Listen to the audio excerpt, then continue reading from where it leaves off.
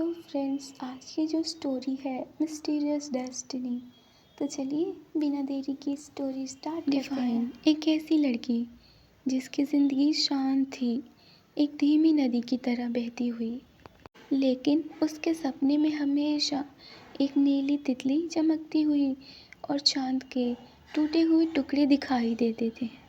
उसे लगता था जैसे उसका भाग्य कहीं एक अधूरा तूफानी छूट रात गया है। एक अजनबी उसके चौखट पे खड़ा था। वो सोल था।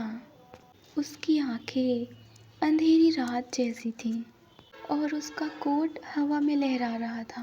वो डिफाइन की तरफ घूरता है और बोलता है, तुम अपनी नियति को बुला रही हो, उसने गहरी आवाज़ में कहा, और मैं उसे पूरा करने आया हूँ। बार एक अजीब सा डर और जिज्ञासा महसूस किया था।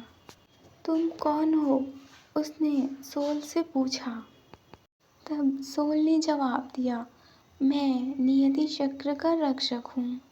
तुम वो हो जिसे वो नीली तितली ढूंढ रही है। तुम ही उस टूटे हुए चांद को फिर से जोड़ सकती हो। प्राचीन नक्शा दिखाया जिसमें शांत क्षितिज नाम का एक जगह का रास्ता था। ये वो जगह थी जहाँ चांद के 3 सबसे बड़े टुकड़े छिपे थे, लेकिन वहाँ का सफ़र बहुत खतरनाक है।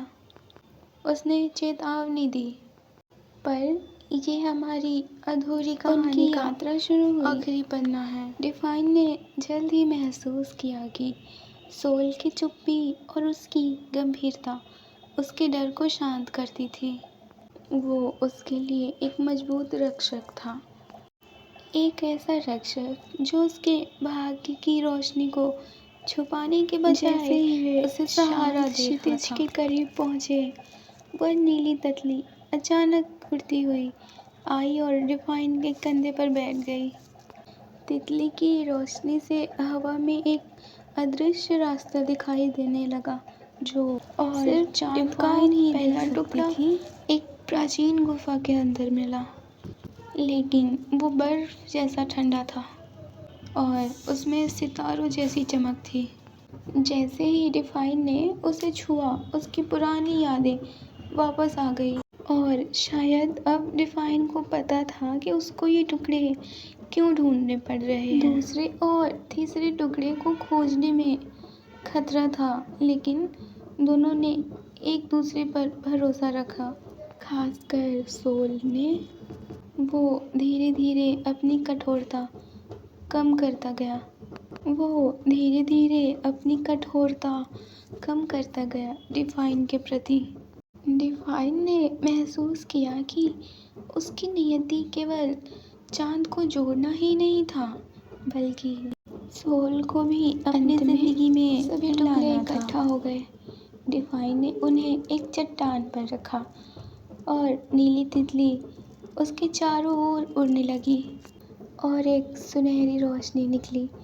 टूटे हुए चांद के टुकड़े हवा में ऊपर उठे और धीरे धीरे एक पूर्ण चमकते हुए गोल चांद पूरा हो गया था। सोल अब रक्षक नहीं रहा, बल्कि अपनी कहानी का हीरो बन गया था।